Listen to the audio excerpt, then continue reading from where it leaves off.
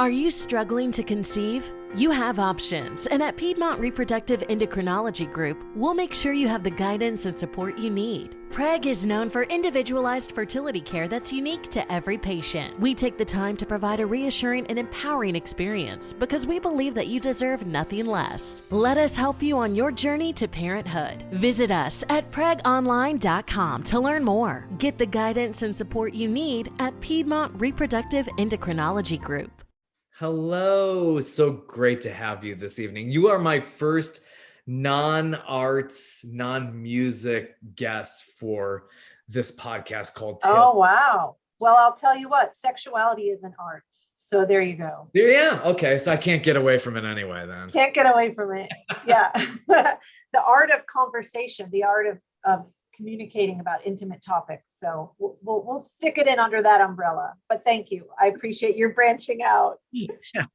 So you're Dr. Kimberly Resnick Anderson. Yes. Sex therapist. Here's a Yes. disclaimer though. I've known you for probably close to 40 years or so. This is true. We are high school buddies. Yeah. I didn't have many classes with you back in high school. Nope. I don't Good old recall. Brush High, 1985. Yeah. Yeah, no, I don't think we had too many classes together. Did you you actually graduate with me, or I did. you were at Yes. the ceremony and all that? Yes, I spoke at the ceremony. I don't remember that. God. I gave the convocation for our class of 85. So yeah, going back then in 1985, our graduation was held at a place called the Front Row Yes. in Highland Heights, Ohio. Yes, yes. And it was Blast really from the past, and it's been closed for decades. Gosh, I know. It was a theater in the round. It was a great venue. Oh, Yeah, that was- it's a shame. Just to be clear, I'm not a doctor, Oh wow. so, Okay. so I don't want to misrepresent myself. I am a professor, assistant professor of psychiatry at UCLA School of Okay. Medicine, and a licensed clinical social worker and a certified sex therapist, but I do not have my doctorate. So I just wanted to have full Okay. transparency about that. We won't put doctor in the promos here. And I tell people all the time, I'm not a doctor, and they say, okay, Dr. Anderson. So people have a need to experience, I guess, their therapist as a doctor. So I'll take it, but I can't claim it. Wow. So for your undergrad, after Brush High, you stayed in Yes. Ohio? No, I went to school in Washington, D.C. Oh, And wow. I went to American University, and I studied abroad in England for a year, and I double majored in psychology and communication with a focus on broadcast journalism. Oh, how So fun. nothing to do with nothing to do with sexuality anyway. You just fell into it. So how did it all start with you getting into this field? Well, I come from a family of mental health professionals. My dad is a psychiatrist, forensic psychiatrist. And so there was lots of talk about different cases and mental health disorders in the home. He evaluated criminals and murderers and assessed their sanity at the time of a crime. So it's sort of in the blood. There's a lot of members of my extended family who are in helping professions, but I did not get that bug. And I went into an extremely superficial industry, advertising and marketing and public relations, and found within a couple of years that it was unfulfilling to me, that I wanted to help people. And I had this lifelong interest in human sexuality and sexual health from the time I was a teenager through undergrad and into my working years. I was curious about the role of sexuality in our culture and all the mixed messages around sex, and why some people are faithful and others aren't, and just all the inputs that shape our notions about sex. So I wanted to write a book. And then I quickly realized you can't just write a book. You kind of have to have some credentials. So I decided to go to graduate school and get as much of a focus around sexual health and relationships as possible within my master's program. So I went to school at Case Western Reserve University, in Cleveland. Went to MSAS, got my master's. And then during my tenure as a student, I was able to secure an internship at a private sexuality center affiliated with the university. I ended up doing a 5-year postgraduate fellowship there afterwards. So I've just really immersed myself in all aspects of sexuality, orientation, gender identity, intention, and really got a sense of the phases of sexual response and what are the barriers and what can go wrong, and how early sexual experiences, both positive and negative, have a legacy on our sexual self-esteem and comfort. So after that, I went out on my own for a couple of years. And then I worked at a hospital. I created and was the director of a Center for Sexual Health at SUMA Health System in Akron. And then I, after 20 some years of practicing in Ohio, moved to California, where I practice now in Hollywood, and I have a private practice. And I teach at the medical school at David Geffen School of Medicine at UCLA. I teach doctors how to talk about sexuality with patients, how to take sexual histories. And I also teach them about innovations in sexual medicine. I have a podcast called Sex Savvy, which is available on any podcast platform. And I I'm a expert on pornhub.com. There's some videos there. So I like to offer sex education to as many people as possible. So I write and I speak and I teach and I have a clinical practice and I'm a mom. So I'm a pretty busy gal. So what brought you out west, leaving Ohio? Did you have family ties or anything that's brought you out? No family ties per se. I wanted to be practicing in a more progressive part of the country. I found Ohio to be quite provincial in terms of sexual health. And I was just bumping up against corporate values and mores in the hospital system where I worked. I wanted to be in a part of the country where I could be a kink-friendly provider and I could openly treat LGBTQ members of the community and work with people who practice what's called consensual non-monogamy or ethical non-monogamy. And in Ohio, those things certainly happen, but they're not as freely accepted and talked about as they are here on the West Coast. I would think, though, more recently, though, with the culture changing so much, though, you think in the Midwest it's changed a bit since you've left? It certainly has changed, but it's not like it is on either coast. Yeah, well, that's for Yep. sure. You're Yep. definitely in the Mecca where there's just this uber open-mindedness. I'm sure. Yes, I am in the Mecca of sexual depravity. No, I'm just kidding. No, it's just great to be able to be in a community where people can express themselves and not have to hide in the shadows. So you get all types of clients, though, I'm sure, that run the whole gamut. So how is that? Have you seen like couples come in, let's say, and do you see the progression when you do that? How quickly Sure. do you see that? Yeah, I have some couples I've been treating for over 20 years that Wow. have followed me from office to office, state to state.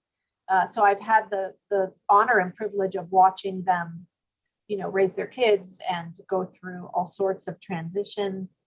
I work with, I would say at least half of my practice is couples. Then I would say the remaining half, I would say 70% are men. And then 30% are women in an individual format. I also run groups. Love to run groups. My favorite. So yeah, different type of group workshops. What's that like? I mean, how many are in a workshop? Um, I run groups, usually 7 to 9 people in a group max. I kind of think 7 is a sweet spot.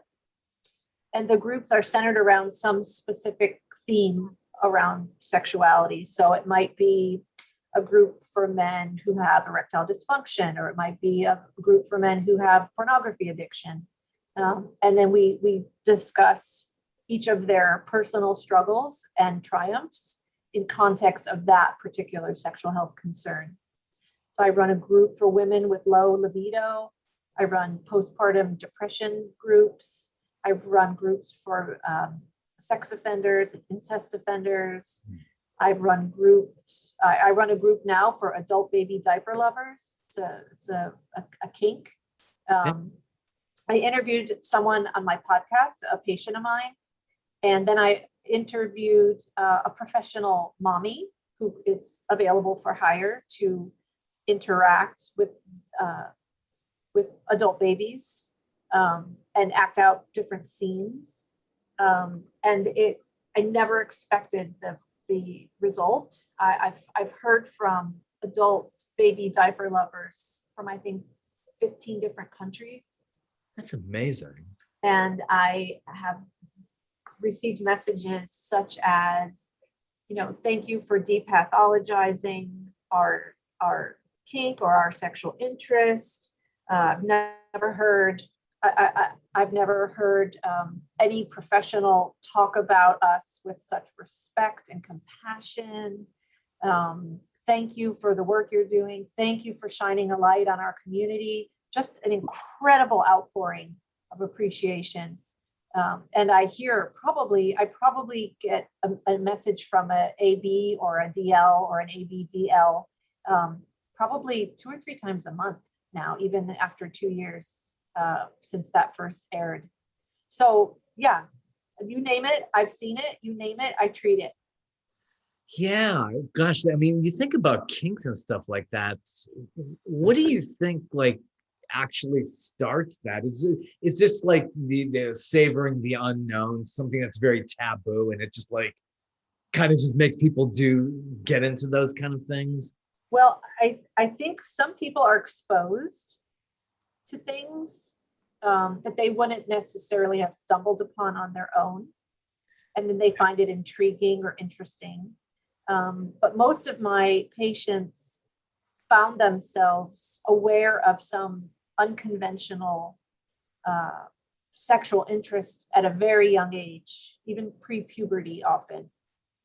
I treated a man who watched Batman, the original Batman with Adam West, the live action. Uh-huh. And he was 5 or 6 years old, and he remembered seeing when Catwoman or any damsel in distress was tied to a chair with rope. Yeah. He said by age 5 he fell in love with the ropes, and he was absolutely fascinated. It wasn't an erotic sensation for him at that time, but there was something super compelling about the ropes. And he went on to practice BDSM in his relationships as an adult, and he swears that from the time he was 5 years old, that was his true love. He just absolutely fell in love with ropes. I would think it was maybe some kind of comfort or something. It's like you saw that at such a young, impressionable age, and it's like there's a familiarity with that, so you kind of build off of that, and it probably floods into sexuality. Yeah, a lot of things shape our sexuality. A lot of things you wouldn't suspect. A lot of fetishes are born out of early life experiences. I've treated men who have erotic interest in enemas. Yeah. And it's because at a young ages they were given enemas by a grandmother or a mother. And somehow something got linked up with the sensation, the bodily sensations, and that care and interest in that part of their body. And then it just became eroticized, and it became a requirement for them in their adult life sexually. So you help them deal with, like, because I'm sure they probably feel a certain societal shame in that. So you work with them through that. Absolutely. Some people come to me because they want to extinguish a kink or a fetish that they have shame about. Others come to me just to understand their kink and talk about it, to make peace with it and make friends with it. They're not necessarily looking to get rid of it. They just want a safe space to discuss the role of that fetish in their life, what it means to them, and how to communicate about it if they choose to a partner or other people in their life. Yeah, it's so important. And it's good that you have a safe space for people like that. Oh, yeah. I mean, people have shared things with me that their spouses don't know, that they never said out loud ever. It's a real privilege to have access to people's private, intimate, sacred, erotic interests and experiences. So I do take that very seriously. And I try to show respect for anything that someone is comfortable sharing with me. Wow, amazing. And it's not just straight singles and couples. It runs the whole gamut. You got polyamory, Oh, yeah. BDSM. Yep. Yeah, I mean, it's totally runs the whole I gamut. treat a lot of transgender patients. I have quite a few gay couples and individuals that I work with, a lot of people in the BDSM or kink community, but I also treat a lot of sexual dysfunction, such as rapid ejaculation or erectile dysfunction or inability to achieve orgasm or low libido or a discrepant sexual interest among a couple. So where one person has a high sex drive and the other has a lower sex drive, and help them kind of negotiate and deal with the conflict around that discrepancy.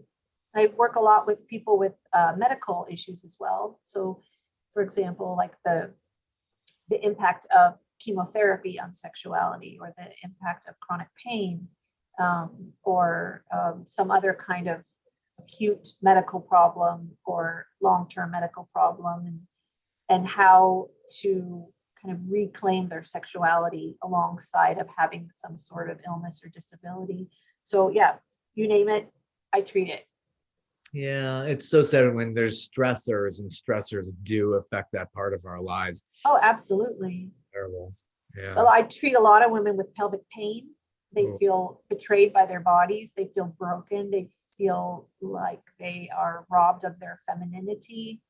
And it can be quite complicated to negotiate that in a relationship when your partner wants penetrative sex, but you're unable to have penetrative sex. So I run a couple of support groups for women with sexual pain. Yeah, there's a lot under the umbrella of sexual health. Yeah, I'm sure you probably can come up with ideas for alternatives if you don't want the conventional. Absolutely. Creativity and playfulness and sense of humor go a long way when there's some sort of limitation in terms of function. And I also work closely with sexual medicine physicians and other types of doctors, OB-GYNs, urologists. I work with pelvic floor physical therapists. So I have assembled a sort of dream team of providers so that I can refer my patients to the appropriate person to treat their sexual health concern in a multidisciplinary, comprehensive way. I've had people say to me, there's no such thing as sex addiction. Come on. Yep. What's your take on it? Like David Duchovny went into a facility. I know, yeah, David Duchovny, he's a poster boy. So this is very controversial within the field of sexual health. There are two camps. There are people who believe in sex addiction, and they tend to be more generally, don't send hate mail yet, but generally more pathologizing of sex. And then there are people who are more progressive and tolerant and less labelly. So the term sex addiction is not really used anymore. We prefer the term out of control sexual behavior, OCSB. And that just means that someone's engaging in a behavior that's causing impairment or difficulty in their life, and we stay away from the addiction label per se. Although there are plenty of clinics who still use the term sex addiction, and provide so-called sex addiction treatment. Plenty here in LA, dozens and dozens. I prefer the term out of control sexual behavior. Yeah, I would think that too. Do you think that kind of relates to maybe, I don't know if sex offenders could fall into that kind of category? They just simply are just so out of control that they just end up doing things they completely regret, I would think.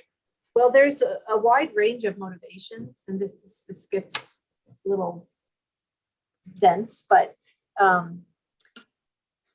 there are people who engage in sexual crime for a wide multitude of motivations. So sometimes they have an antisocial personality where they just have a more criminal nature, criminal orientation. Sometimes it's exploitive and opportunistic. Sometimes it is based on legitimate arousal template or sexual script. For example, someone with erotic interest in children. And by the way, most pedophiles, that's the clinical criteria for pedophilia, is a primary erotic interest in children. Most pedophiles don't molest children.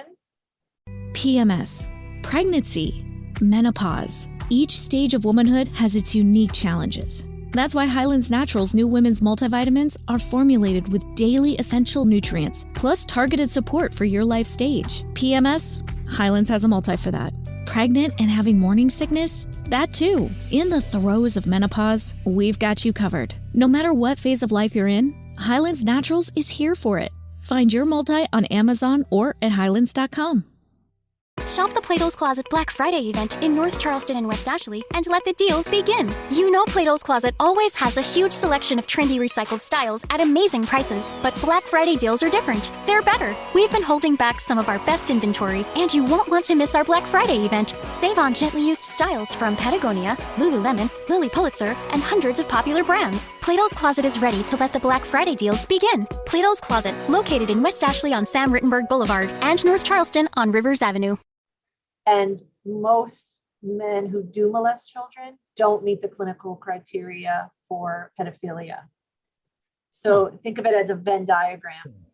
Most men who do molest children are doing so because they're either intoxicated or opportunistic or exploitive, or maybe for revenge, or they're, really maybe developmentally disabled. There's a wide range of reasons why someone might engage in the sexually offending behavior. That's really, really interesting. Yeah. And just to register as a sex offender, I'm sure has got to be so devastating to people like around somebody who's been registered. I'm sure like everybody's like, stay away. Yeah. And I think that the registry had good intentions, but I think it's gotten out of control now, to the point where, for example, child pornography, right? Knowingly viewing or downloading child porn is a federal felony with mandatory prison time attached to it, mandatory sentencing guidelines. But I've treated a lot of men who looked at child porn, but who never touched a child in an inappropriate way, who ended up spending a lot of time in prison and were registered, had to, be on the sex offender registry, and they've never. I mean, I'm not minimizing right. I'm not defending the looking of child porn, child porn. But I think there's a difference between what we say in the biz, viewers versus doers. Right. Yeah. And I think viewers are treated as doers in a way that doesn't seem fair and just, but nonetheless, that's the law, and that it is what it is. And there are groups, active people out there engaged in activism, trying to change some of those laws. But I do treat a lot of men who have erotic interest in children, and most of them are terribly disturbed by it, wish that they could change it, and have never actually touched a child in a sexual way. I've also treated hundreds of sex offenders who have touched children in inappropriate ways. So I've seen both sides of that. Are they generally menacing, physically imposing type people? Or No, not at all. That is just a yeah, complete stereotype that you could look at someone and say, "Ooh, he's creepy. He looks like a child molester." yeah, Most of the men that I've evaluated and treated who were child molesters are professionals. They look like you. They look like yeah. me, my husband. Okay. Many of them, have advanced degrees. Yeah, there's Uh, you cannot predict based on appearance what is going on. And that's scary if they go into lockup and then they're with really violent people. I don't know if they would separate them in the penal Well, system. they do. Yeah, chomos, as they call them in prison, are vulnerable to assault and murder, actually. And so Right. sometimes if someone has been convicted of a crime involving a child at all, not just sexually, but at all, they're put in isolation instead of general population so that they can actually survive. Yeah, they would be. They would be just totally killed very quickly, I'm sure. Yeah, yeah. Wow.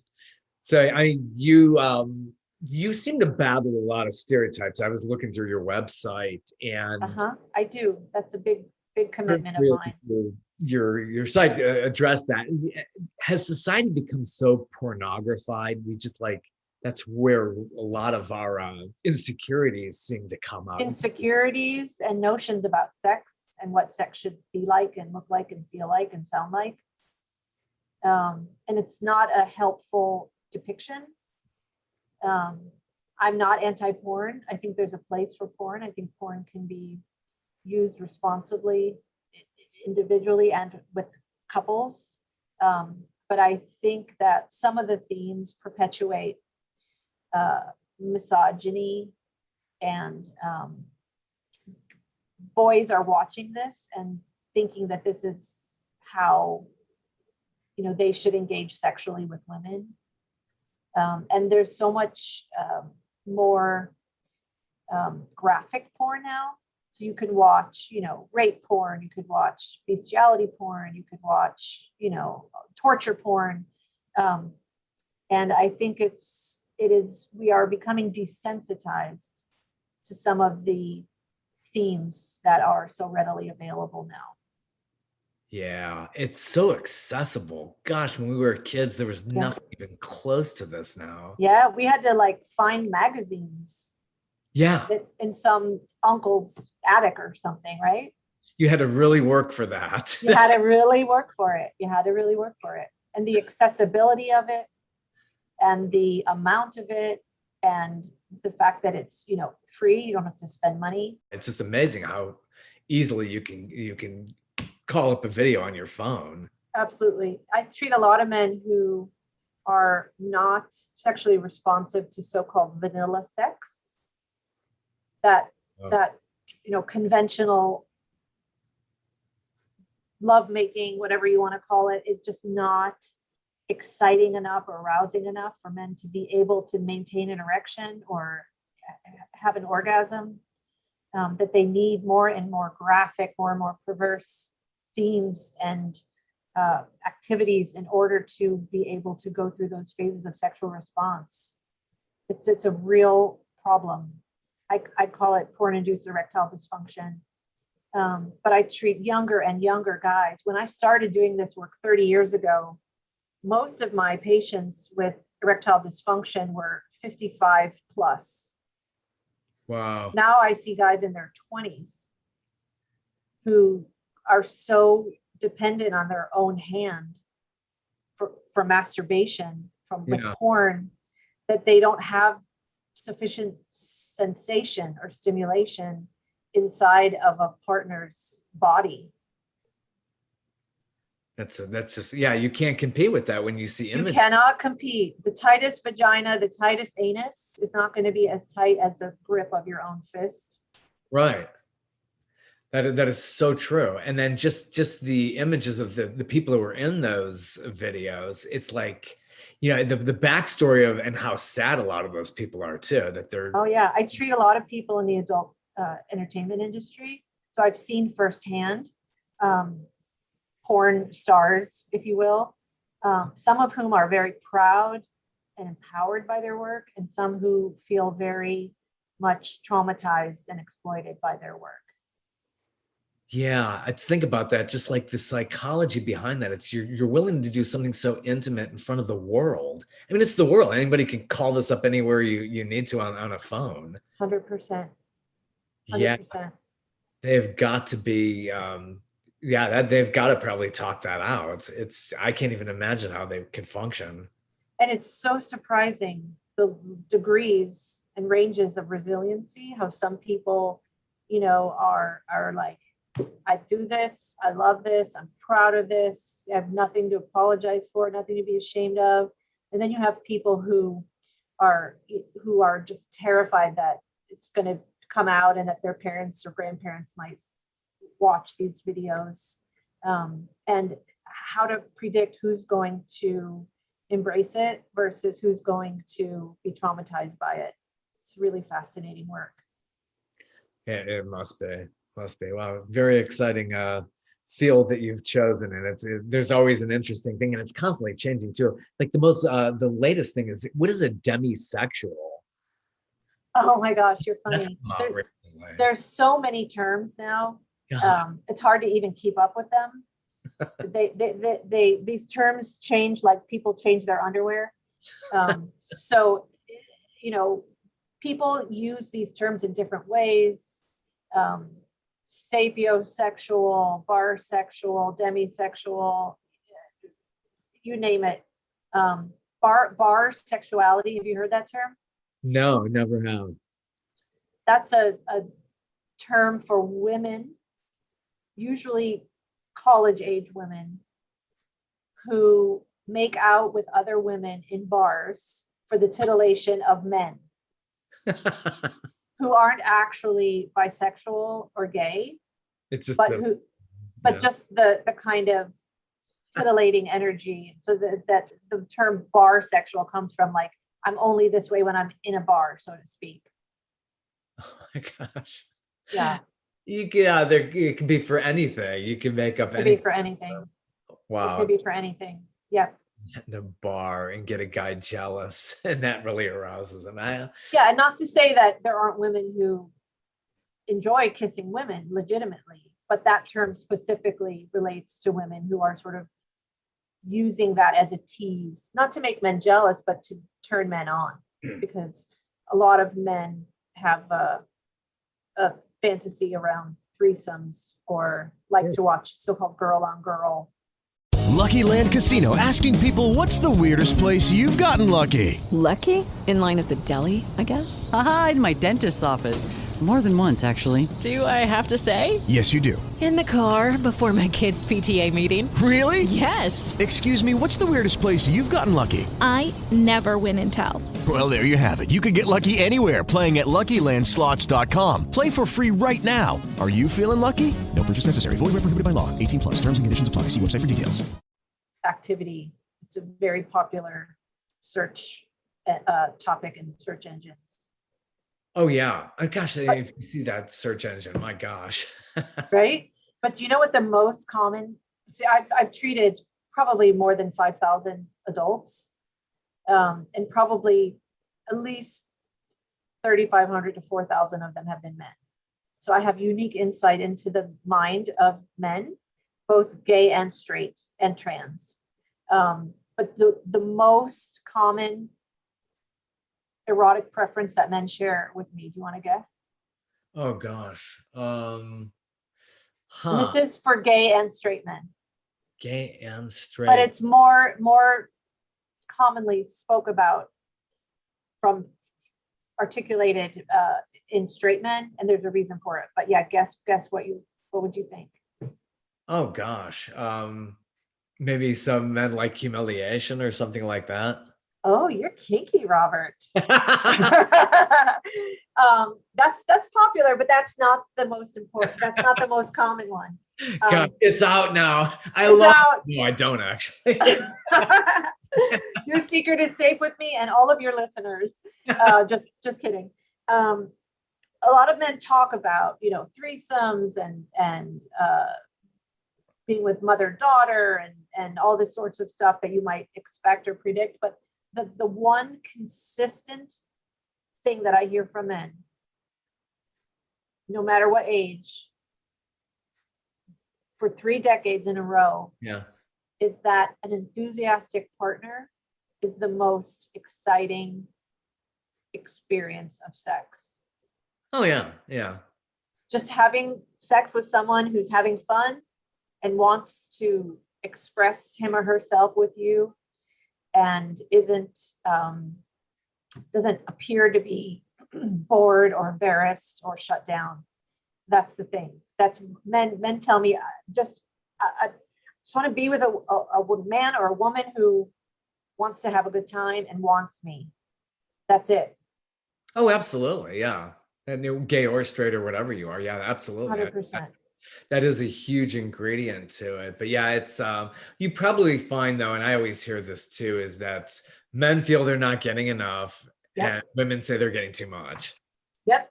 That's definitely a common dynamic, but I see that shifting more and more in my office. I have women dragging their husbands in, saying that the women want more sex and that the husbands are disinterested. So there's definitely the flip side of that. And that seems to be more and more common. So that is my primary theory around that is just porn, that men would rather engage in solo sex than partner sex because of the intensity of the porn and the fantasy. And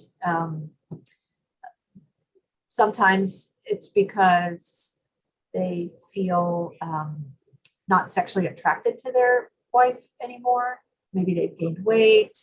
Maybe they're angry. Maybe there's trust issues.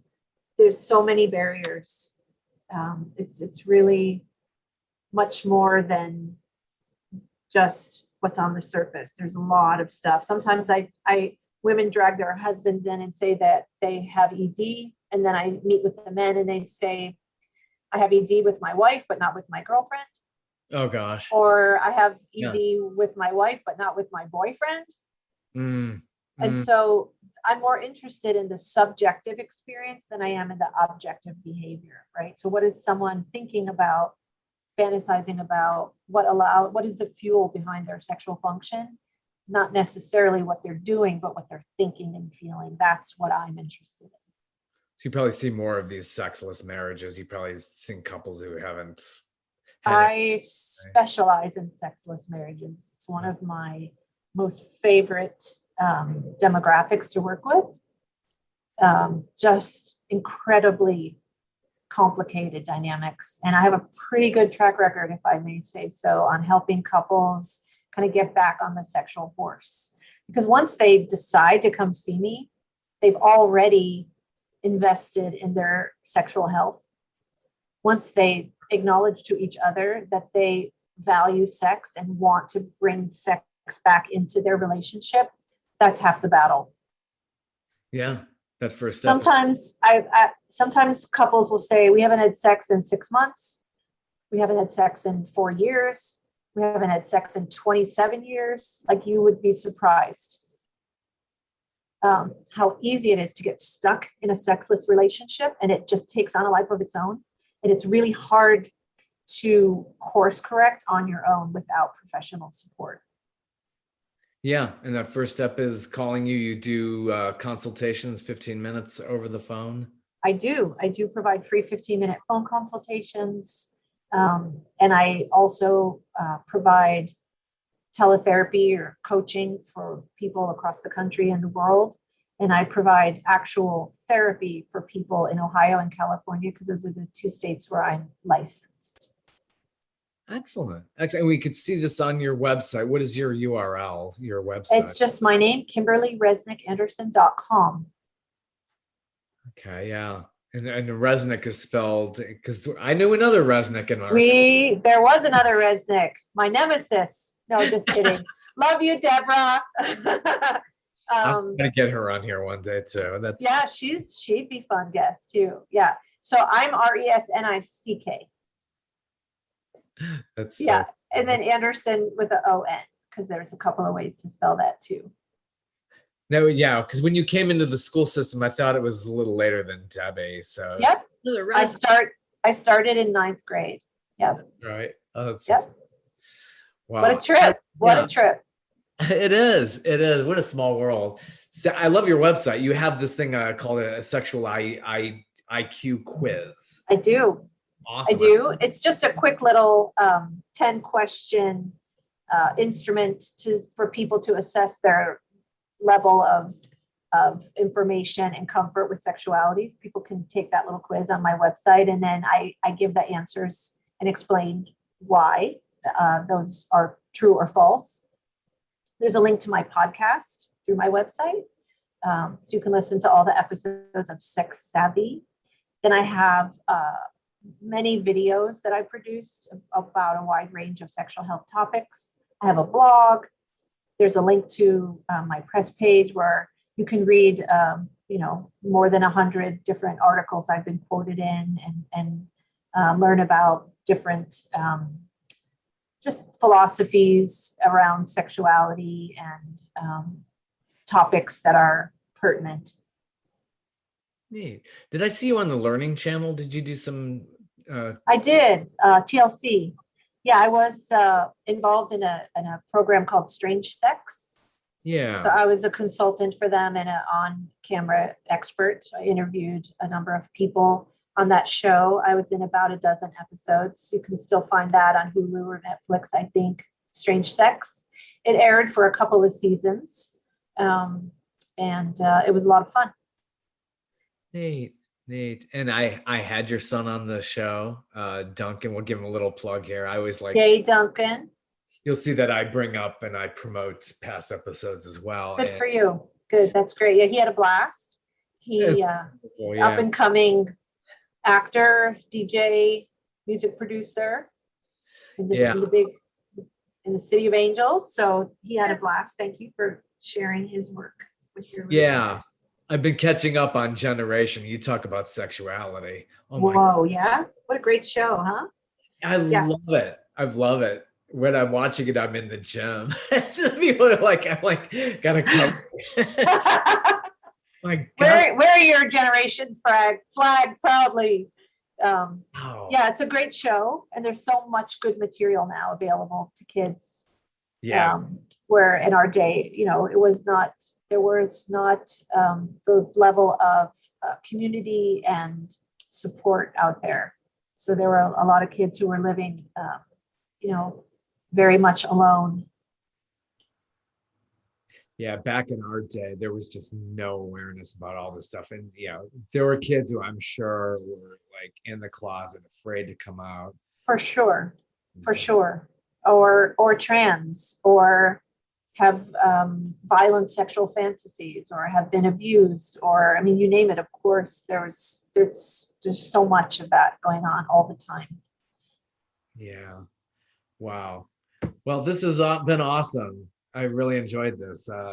Just best of luck, and just hopefully we'll see more of you on TV. The videos on the website are awesome. Just really enjoyed watching those things. And thank you, Robert. So good to see you, my friend.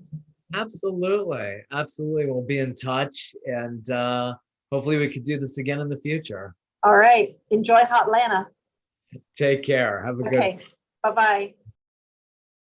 Lucky Land Casino, asking people, what's the weirdest place you've gotten lucky? Lucky? In line at the deli, I guess? Aha, in my dentist's office. More than once, actually. Do I have to say? Yes, you do. In the car before my kids' PTA meeting. Really? Yes. Excuse me, what's the weirdest place you've gotten lucky? I never win and tell. Well, there you have it. You can get lucky anywhere, playing at LuckyLandSlots.com. Play for free right now. Are you feeling lucky? No purchase necessary. Void where prohibited by law. 18+. Terms and conditions apply. See website for details.